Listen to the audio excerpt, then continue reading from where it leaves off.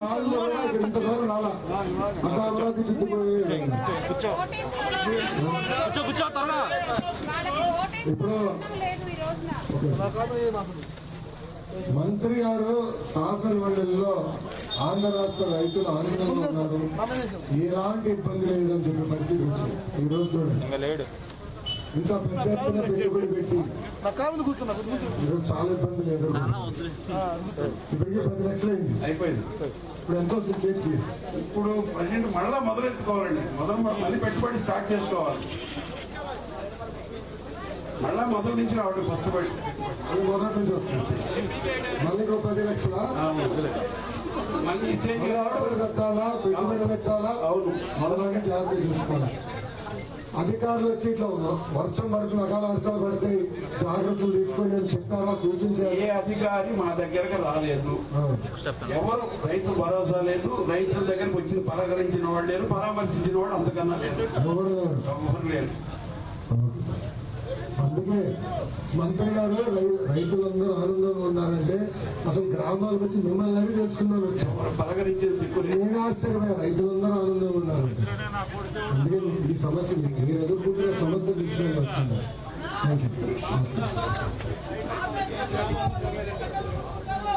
ఇంకా ఇక్కడ మన మిరప రైతులు ఎవరైనా ఉన్నారా? మిరప కానీ వరి కానీ వాళ్లే కదండి మిరప రైతులు, వరి రైతులు, మిరప వేసిన వాళ్ళు, వరి వేసిన వాళ్ళు రైతులు. పొగాకు వేసారండి, పొగాకు మిర్చి, నమస్కారం. నా పేరు సురేంద్ర. నేను కొడవలూరు కారచేడ మండలం నుంచి మాట్లాడుతున్నాను. నేను సాఫ్ట్వేర్ ఎంప్లాయ్ అండి. ఇంటి దగ్గరికి వచ్చినాక ఈ పొలం పనుల మీద తిరుగుతున్నాను. నేను స్టార్ట్ అయిన నుంచి 3 సార్లు దుక్కుతున్నాను. మిరపకి 2 DAP కట్టలు పెట్టాను. ఇనీషియల్గా 3 రూపాయలు పెట్టి మొక్క కొన్నామండి. తర్వాత మొక్క వేసిన తర్వాత దానికి దుక్కు కొనడం కానీ ఏదైనా సరే, తర్వాత మళ్ళీ 3 కట్టలు DAP పెట్టామండి. రైతు భరోసా కేంద్రంలో అడిగితే DAP 1250 రూపాయలు DAP, బయట మార్కెట్ లో 1220 రూపాయలు. అగ్రికల్చర్ ఆఫీసర్కి నేను గూగుల్లో కొట్టి ఏమేమి సప్లై చేస్తుందని చూస్తే టీడీపీ ప్రభుత్వం ఉన్నప్పుడు అన్నీ వచ్చాయండి. వైసీపీ వచ్చినాక ఒక్కటన్నా చూద్దామంటే ఏది లేదు.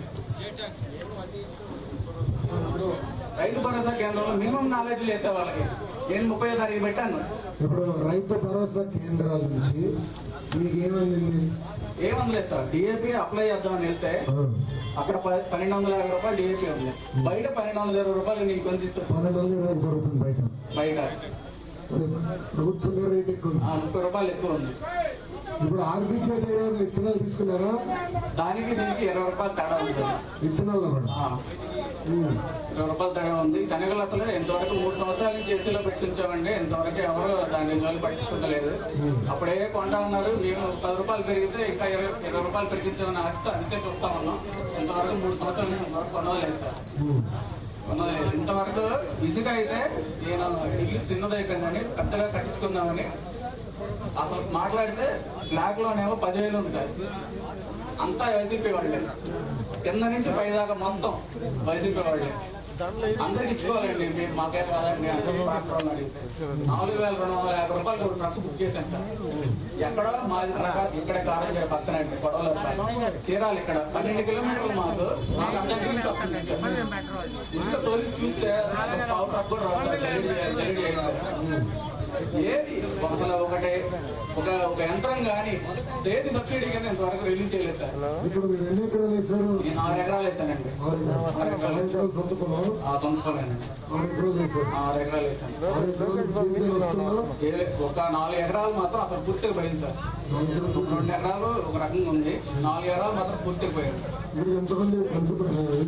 పెట్టుబడి పెట్టారు? మేము 4,70,000 పెట్టానండి ఇప్పటికే.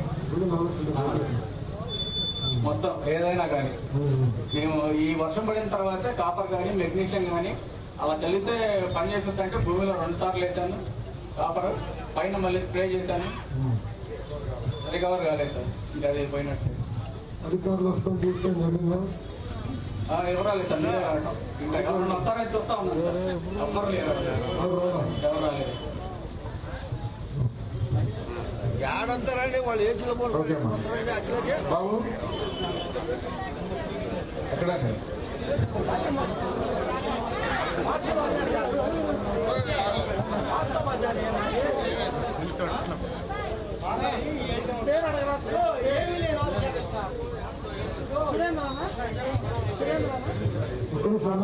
సార్ ఒక మీ పేరు, ఊరు, ఎన్ని ఎకరాలు, ఏమి వేస్తారు, మీరు రామారెడ్డి సార్ నా పేరు.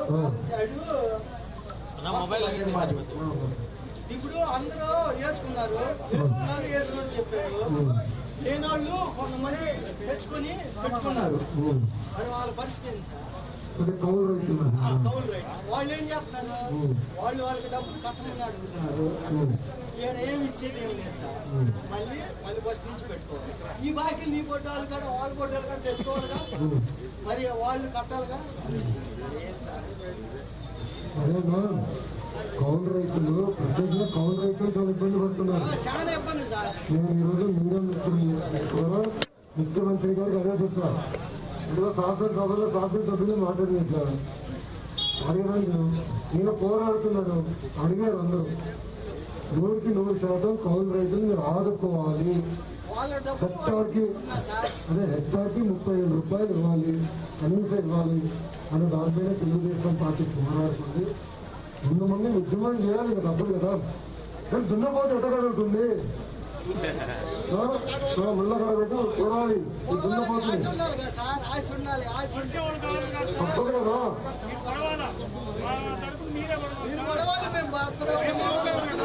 నేను పోవాలి.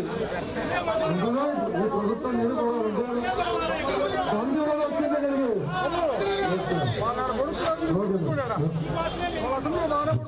ఏమండి నాణ్యాలు కౌలు చేస్తున్నారు.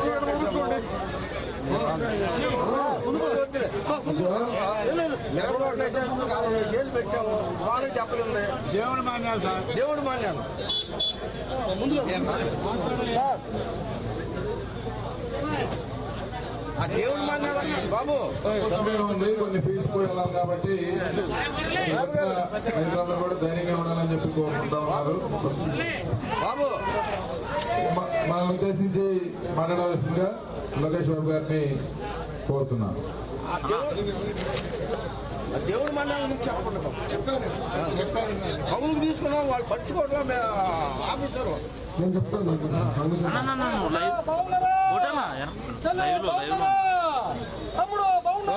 ఎవరు బాగుండలేదు. ఈ ప్రభుత్వం వచ్చినా ఎవరు సుఖంగా ఉన్నారు? ఎవరు సుఖంగా ఉన్నారు? వైకాపా శాసనసభ్యులు, మంత్రులు, ముఖ్యమంత్రి బాగుపెట్టారు తప్ప సామాన్య ప్రజల్ని పీడిస్తున్నారు. అవునా కదా? ఓకే. ఈరోజు పర్చూరు నియోజకవర్గానికి నేను వచ్చినప్పుడు పెద్ద ఎత్తున ఘన స్వాగతం పలికిన రైతులందరికీ పేరు పేరున నా హృదయపూర్వక ధన్యవాదములు.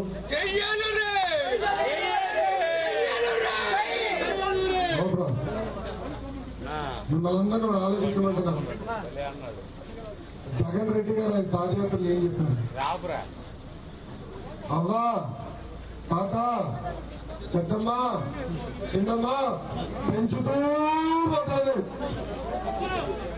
అవునమ్మా, పెంచాడమ్మా. ఉల్లి ధర పెంచాడమ్మా, మినపప్పు ధర పెంచాడమ్మా, చక్కెర ధర పెంచాడమ్మా, సిమెంట్ ధర పెంచాడమ్మా, ఇసుక ధర పెంచాడమ్మా, కరెంటు ధర పెంచాడమ్మా, చివరికి క్వార్టర్ బాటిల్ కూడా పెంచాడు. అవునా కదా? సో పెంచుతూ పోతాడు. పెంచాడు, చెయ్యి ఎక్కాడు. అందరూ అబ్బా ఇంత పెద్ద మనిషి రానుకున్నాడు. ఎందుకు ఎత్తాడు సార్? గట్టి కొట్టేదానికి ఎక్కాడు. అవునా కదా? బాధుడే బాధుడు. ఈయన వచ్చిన దగ్గర నుంచి పండుగ రోజు మనం గడుపుకోవాలా. అవునా? సంక్రాంతి కానుకమైంది, రంజాన్ తోఫా పోయింది, క్రిస్మస్ కానుకమైంది. ఈయన వచ్చాడు, కరోనా వచ్చింది, పండుగలు కూడా లేవు. అన్నా క్యాంటీన్ పోయిందండి. అన్నా క్యాంటీన్ అందుకే అన్నా క్యాంటీన్ ఏం పెంచాలా? 3,000 రూపాయలు పెన్షన్ ఉన్నాడు, పెంచుతూ పోతున్నాడు. ఈ సంవత్సరం ఏమైంది? ఈ సంవత్సరం పెంచాలి కదా అంటే లేదా వచ్చే సంవత్సరం జూలై పెంచుతామంటే ఈయన అజలు అయిపోతే వచ్చే వచ్చే సంవత్సరం జూలై ఇంకప్పుడు ఏం చెప్పు తీసుకొస్తాడు ఈయన దానివల్ల వాళ్ళ డబ్బులు లేదు ఆ 10 సంవత్సరం ఇస్తాడంటే అలాంటి పరిస్థితి ఉంది. ఇంకో పక్కన రైతు రాజ్యం తీసుకొస్తా ఉన్నాడు. ఈ రోజు రైతులేని రాజ్యంగా తయారు చేశారు. ఎంత ఇబ్బంది పడుతున్నారు రైతులు, వరి రైతులు, మిర్చి రైతులు, రాయలసీమలో వేరుశనగ రైతులు, అడగడమే ఎక్కడికి వెళ్ళారు రైతులు వాళ్ళు బాధ. అన్ని ధరలు పెంచారు, అన్ని ధరలు పెంచేశారు. ఈరోజు పెట్టుబడి పెరిగింది, అవునా కదా? అవును. జగన్ రెడ్డి గారు వచ్చిన తర్వాత పెట్టుబడి పెద్ద ఎత్తున పెరిగింది వ్యవసాయంలో, కానీ గిట్టుబాటు ధర రాదు. ఆయన చెప్పాడు, నేను ఖరీఫ్ రబీ ముందలే గిట్టుబాటు ధరని ప్రకటిస్తాను. ఆ గిట్టుబాటు ధర చూసి రైతులు ఏం వేయాలో నిర్ణయించుకోవచ్చని చెప్పాడు. ఏమో వేశాడు, అది పేపర్లు యాడ్ వేశారన్నా చెప్పండి, తాత చెప్పండి వేశాడా? చెప్పాడు ఎంత గిట్టుబాటు ధర ఇస్తానని, మాట తప్పాడు, మడమ తిప్పాడు. ఇంకో పక్కన రైతు భరోసా ఏమన్నాడు ఆయన, ప్రతి రైతుకి 12,500 రూపాయలు ఇస్తాడు. అందరూ అబ్బో అంటున్నాడు, ఎంత అద్భుతం అనుకున్నాడు.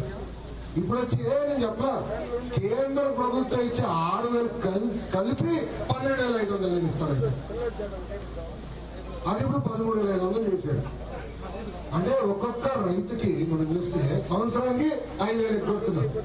అంటే 5 సంవత్సరాల్లో 20,000 కొట్టేశాడు. ఇంకో పక్కన ఇన్సూరెన్స్. కేంద్రంలో రాజ్యసభలో ఒక సభ్యుడు, ఇతర రాష్ట్ర సభ్యుడు ప్రశ్నించాడు ప్రభుత్వం, ఏ రాష్ట్రంలో ఎంత ఇన్సూరెన్స్ కట్టాలి, కేంద్ర ప్రభుత్వం ఎంత పెట్టింది, రాష్ట్ర ప్రభుత్వం ఎంత పెట్టింది. ఆంధ్రప్రదేశ్ ఎప్పుడు నెంబర్ 1 లో ఉంటుంది ఆల్ఫాబెటికల్. ఫస్ట్ ఆంధ్రప్రదేశ్ కేంద్ర వాటా 600 కోట్లు కట్టేశారు. రాష్ట్ర ప్రభుత్వం వాటా 11 నుంచి 1,200 కోట్ల, గుర్తులేదు, 100 కోట్ల అటు ఇటు కట్టాలి. కట్టిందంతా సున్నా. దాని గురించి మన శాసన సభ్యులు పెద్ద ఎత్తున పోరాడి చంద్రబాబు నాయుడు గారు వెళ్ళి వెళ్ళలో కూర్చున్న తర్వాత ఆ రోజు రాత్రి 600 కోట్లు విడుదల చేశారు. సరిపోతుందా లేదు అని 500 కోట్లు విడుదల. మళ్ళీ అడిగాం, ఇన్సూరెన్స్ ఇప్పుడు ఊళ్ళో ఒకటి చనిపోతారు, చనిపోయిన తర్వాత ఇన్సూరెన్స్ చేస్తావా, చనిపోయిన ముందే ఇన్సూరెన్స్ చేస్తావా? అవునా కదా? మళ్ళీ పంట నష్టం జరిగినా నీకు ఇన్సూరెన్స్ చేస్తావు, నాకు అర్థం. అంటే ఎంత డ్రామా చేస్తున్నాడంటే, ఎంత అన్యాయంగా రైతులను మోసం చేస్తున్నాడు. ఎందుకంటే చాలా బాధాకరం. ఎక్కడ కానీ ఇన్పుట్ సబ్సిడీ సరిగా వచ్చిన ఇన్పుట్ సబ్సిడీ అడగగా ఆర్బీకే అన్నారు. ఇప్పుడే తమ్ముడు చెప్పారు బయట తక్కువ ధరతో దొరుకుతుందని. మళ్ళీ మా మంగళగిరి నియోజకవర్గంలో కరకట కమలాసన్ ఒక ఆయన ఉన్నాడు. ఆయన ప్రభుత్వం దగ్గర విత్తనాలు తీసుకున్నాడు, ఆర్బీకే నుంచి విత్తనాలు తీసుకుని వాళ్ళన్నాడు అద్భుతమైన విత్తనాలు, నాణ్యమైన విత్తనాలు. మా ఎమ్మెల్యే గారు కరకట కమలాసన్ ఆయన వేశాడు, పంట రాల. ప్రభుత్వం ఇచ్చిన విత్తనాలు ఇలా ఉన్నాయి. ఇంకా రైతులు ఏం న్యాయం జరుగుతుంది? ఇప్పుడు కావాలని రైతుల్ని, రైతాంగాన్ని ఇబ్బంది పెట్టడానికి ఏకంగా మోటార్లకి మీటర్లు పెడతాడంటే మిమ్మల్ని అందరినీ అడుగుతున్నారు. ఇప్పుడు మీటర్లు లేదు, బిల్లు లేదు, అవునా కాదా? అవునా కాదా? రేపు మీటర్లు బిగిస్తే ఏమొస్తుంది? ఏమొస్తుంది? బిల్లు వస్తుంది. అది కూడా ఇలాంటి మీటర్ కాదు, స్మార్ట్ మీటర్ అంట. అడిగిన మంత్రి గారు స్మార్ట్ మీటర్ అంటే ఏంటో చెప్పండి. ఇప్పుడు సెల్ ఫోన్ ఉంది, సెల్ ఫోన్ ఒక నెల బిల్ కట్టకపోతే ఏమవుతుంది? తప్పని కట్టిపోతుంది. ఎవరు అడిగేదిలే, ఏం కట్టు. అలాంటి మీటర్ తీసుకొస్తున్నాడు. తెలంగాణలో వేయలేదు సార్, ఎంతనే చూడండి. అంటే స్మార్ట్ మీటర్ తీసుకొస్తున్నారు. పొరపాటున మనకు ఆర్థిక ఇబ్బంది ఉంది, ఒక నెల ఆలస్యంగా కడితే కరెంటు కట్టు. ఎంత మద్యం పట్టుకుంటే షాక్ పెట్టాలని జగన్ రెడ్డి గారు అన్నారు. మద్యం కాదు, మోటార్ పట్టుకుంటే షాక్ పెట్టే పరిస్థితి ఉంది ఇప్పుడు ఆంధ్రప్రదేశ్. మీటర్లు పెడితే బిల్లు వస్తుంది. ఇంకో ఆలప్పుడు డబ్బులు ఇవ్వాలా, మనప్పుడు ఈరోజు మనం చూస్తున్నాం అడుగడుగునా రైతులు ఇబ్బంది పడుతున్నారు. రైతాంగాన్ని అవమానించే పరిస్థితులు ఈ ప్రభుత్వం ఉంది. అనేక బూతులు వాడుతున్నారు మంత్రులు ఉప ముఖ్యమంత్రులే. రైతులు నిలదీస్తే ఇంకా ఆ బూతులతో నాకు రాదు. ఎందుకంటే చిన్నప్పుడు నేను బూతులు వాడితే మా అమ్మ ఏ చోటు పుట్టిందని అప్పుడే మర్చిపోయింది. నాకు ఆ బూతులు రాదు. అలాంటి బూతులు వాడుతున్నారు ఉప ముఖ్యమంత్రులే, రైతులు అవమానిస్తున్నారు. అదే బాధాకరం. మన శాసన మండలిలో ఒక మంత్రి గారు వేసి చంద్రబాబు నాయుడు గారు వేసారు దండగా అన్నారని మళ్ళీ చెప్పిన సవాల్ చేశారు. ఇద్దరు చెప్పారు చెప్తున్నా సరిగా ఎప్పుడు ఎక్కడ చెప్పాడో చెప్పు, చూపించు, నిరూపించు, నేను రాజీనామా చేస్తానని చెప్పి మంత్రి గారు మాట్లాడు. అంటే మీ తరఫున ఎవరు పోరాడినా, మీకు అండగా ఎవరు నిలబడినా వాళ్ళు ఇబ్బంది పెట్టగలిగి ప్రభుత్వం మనందరం కలిసికట్టి ఈరోజు పోరాడాల్సిన అవసరం ఉంది. నేను ఎందుకు వచ్చాను నేర్చుకున్నా? ఒకటి, మీ సమస్యలు తెలుసుకునేదాన్ని. రెండోది, మన చైతన్యం జరగాలి. మనందరం కలిసికట్టుగా ఈ ప్రభుత్వం పైన ఉద్యమించాల్సిన అవసరం ఉంది. లేదంటే రైతులంటే చాలా చిన్న చూపు ప్రభుత్వం. ఇప్పుడు అడిగే మిమ్మల్ని కౌన్సిల్ మంత్రి గారు ఏకంగా అంటారు, ఆంధ్ర రాష్ట్ర రైతులు చాలా ఆనందంగా ఉన్నారు, సంబరాలు చేసుకుంటున్నారు, మేము రైతులు అద్భుతంగా చూస్తున్నారు. ఈరోజు వస్తే చూస్తున్నాం. మీరే చెప్పారు ఎలాంటి పరిస్థితులు ఈ విధంగా మన గ్రామంలో. అందుకే మనందరం కలిసికట్టుగా పెద్ద ఎత్తున ఈ ప్రభుత్వం వ్యతిరేకంగా ఉద్యమించాలి. నేను శాసనమండలిలో మంత్రి గారికి హెచ్చరిక జారీ చేశాను. ఇప్పుడు భవన నిర్మాణ కార్మికులు మిమ్మల్ని తరిమి కొడుతున్నారు. ఇంకా రాబోయే రోజుల్లో మా రైతులు మిమ్మల్ని తరిమి కొడతారు. దయచేసి ఇప్పుడైనా మేలుకొని రైతులను ఆదుకుంటున్నాను కోరటం కూడా. ఈ రోజు మీరు చూస్తే ఒక చంద్రబాబు నాయుడు గారే ఈరోజు శాసనసభలో సింహం లాగా ఈ ప్రభుత్వాన్ని నిలదీస్తుంది. మీరు చూస్తున్నారు వాళ్ళ మంత్రులు, శాసనసభ్యులు ఏకంగా ముఖ్యమంత్రి గారు ఎలా ప్రవర్తిస్తున్నారు. రైతుల సమస్యలను పరిష్కరించారండి ముఖ్యమంత్రి గారు. చిన్నప్పుడే చేస్తాను. కనీసం పెద్ద చిన్న గౌరవం లేకుండా అవమానిస్తారు. నీ తరపున పోరాడితే అవమానిస్తారు. అందుకే చంద్రబాబు నాయుడు ఒకటే చెప్పారు, నేను ఎన్నో పెట్టుకో, నాకు ఎలాంటి ఇబ్బంది లేదు, కానీ రైతుల తరపున ఈ శాసనసభలో నేను పోరాడుతానని చెప్పిన వ్యక్తి మనకి నాయకుడు చంద్రబాబు నాయుడు.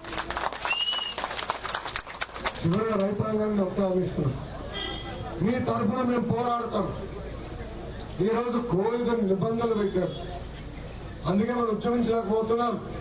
ఇంకో 3 నెలలు కోవిడ్ కూడా పోయే పరిస్థితి వస్తుంది. కలిసికట్టుగా మనందరం చలో అమరావతి ఇవ్వాలి, ముఖ్యమంత్రి గారి ఇల్లు ముట్టడి చేయాలి, మన డిమాండ్ తీర్చే వరకు పోరాడాలి. మిమ్మల్ని కోరుతున్నాం.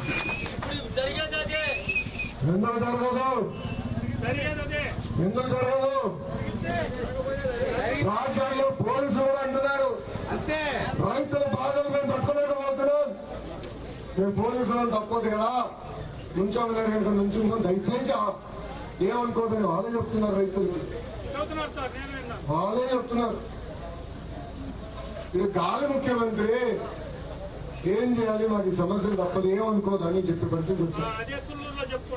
మనం చూసాం విశాఖపట్నంలో ఒక మంత్రి గారు ఇల్లు ముట్టడి పిలిపించారు భవన నిర్మాణ కార్మికులు. మచిలీపట్నంలో చూసి ఒక తాపీ మేస్త్రి ఏం చేయబోయారు చూసాం కదా. ఇంకా రాబోయే రోజులు ఇంకా రైతులే ఉద్యమించే పరిస్థితి వస్తుంది. దయచేసి ఇప్పుడన్నా ప్రభుత్వం ఆలోచించి పెద్ద మనసుతో ప్రతి హెక్టార్ కి 30,000 రూపాయలు ఇచ్చి రైతులను ఆదుకోవాల్సిన అవసరం ఉంది. ప్రత్యేకంగా కౌలు రైతులకి, ఆంధ్ర రాష్ట్రంలో కౌలు రైతులకి 100% ఈ 30,000 రూపాయలు ఇవ్వాల్సిన అవసరం ఉంది.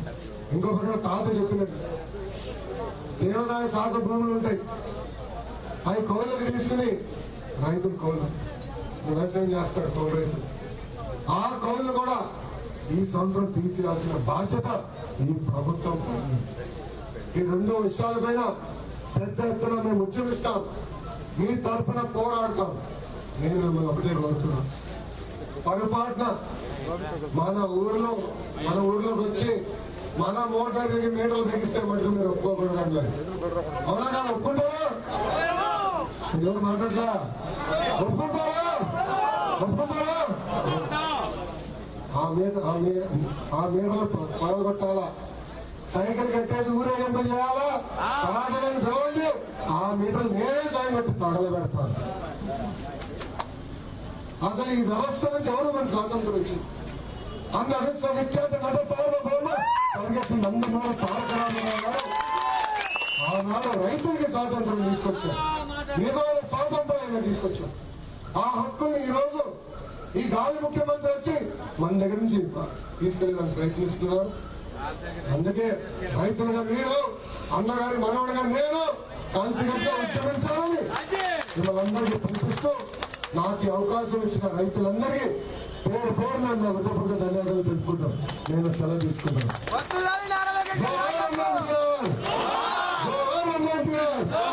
చంద్రబాబు నాయుడు గారు